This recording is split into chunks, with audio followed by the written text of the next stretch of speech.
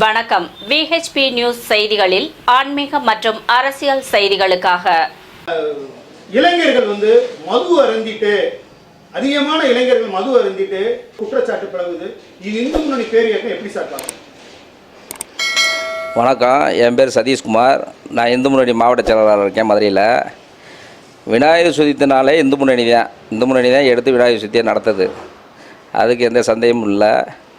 விநாயகர் சதுர்த்தி வர்ற 10 நாளைக்கு முன்னாடியே தமிழ்நாடு பூராமே அந்தந்த மாவட்டத்தில் விநாயகர் சதுர்த்திக்கு முன்னாடி 10 நாளைக்கு முன்னாடி காப்பு கட்டும் நிகழ்ச்சின்னு ஒன்று வைப்போம். அதில் நகர பொறுப்பாளர், மாவட்ட பொறுப்பாளர் எல்லா பேருமே சந்தித்து எந்தெந்த நகரம் இருக்குமோ அந்த நகரில் பிரித்து அந்தந்த நகருக்கு உள்ள கோயில்களில் காப்பு கட்டும் நிகழ்ச்சியில் காப்பு கட்டி விரதம் இருந்தே விநாயகர் சதுர்த்தி நாங்கள் நடத்துகிறோம். மற்றபடி விநாயகர் சதுர்த்தியில் இந்து முன்னணி பொறுப்பாளருக்கு தண்ணி அடிச்சுட்டு மது அருந்திட்டு இந்த மாதிரி விநாயகர் சதுர்த்தி நடத்தணும்னு அவசியம் இல்லை. இந்து முன்னணியில் இருக்க பொறுப்பாளர் யாரும் தண்ணி அடிக்கவும் மாட்டாங்க. வருடம் விழா நடத்துறீங்க, அதுவும் ஆன்மீக விழா நடத்துறீங்க, அது விநாயகருக்கு நடத்துறீங்க. இந்து முன்னணி பேரியக்கம் மது அருந்திட்டு உள்ள வந்திருக்காங்கன்னு சொல்லலை.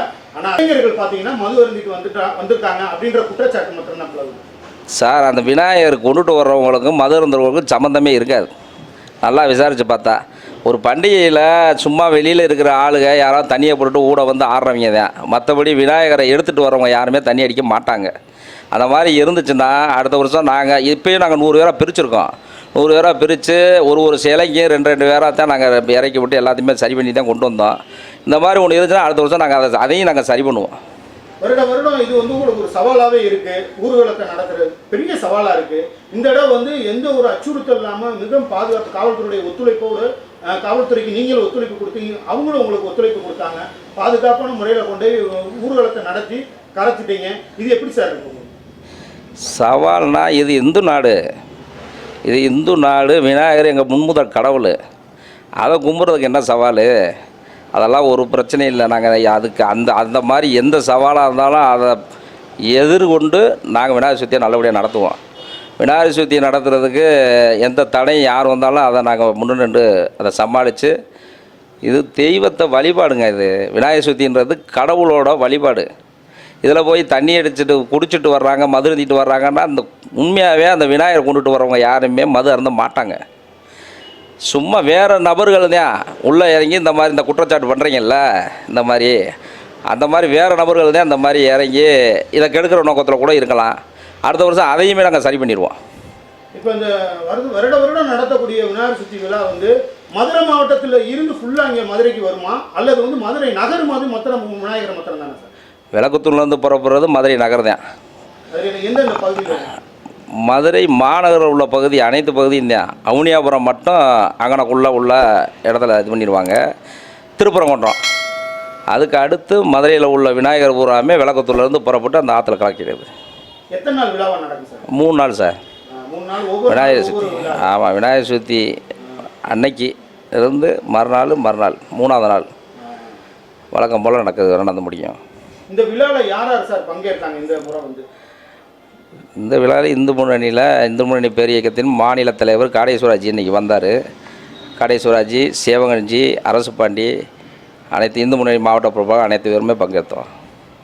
மின் விளக்கு வைப்பதற்கு லைட்டுகள்லாம் ரொம்ப கம்மியாக இருந்தனால விநாயகருடைய நுட்பத்தை பார்க்க முடியல பொதுமக்கள்னால.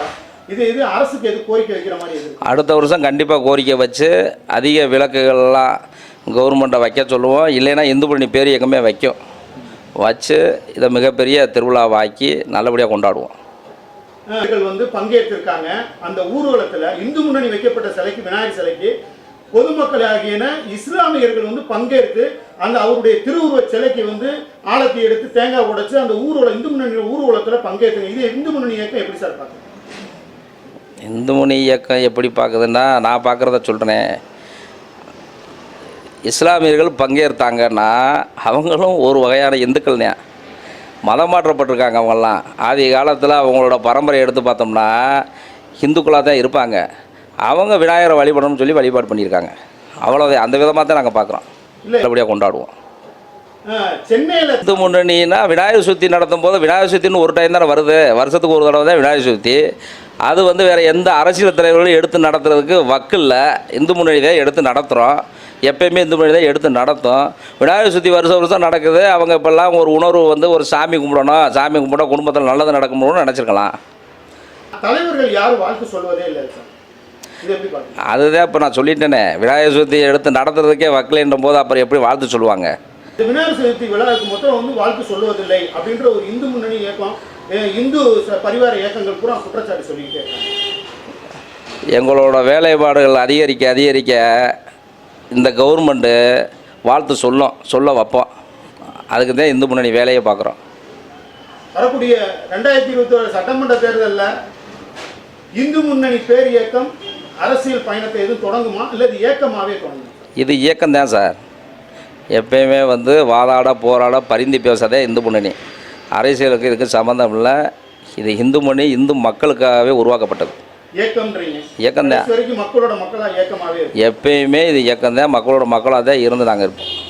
விநாயகர் சதுர்த்தி விழாவை மாத்திரம் தான் கொண்டாடுறீங்க, வேற எந்த விழாவும் கொண்டாட மாட்டேங்கிறா சார் இந்து முன்னணி பேர் இயக்கம்?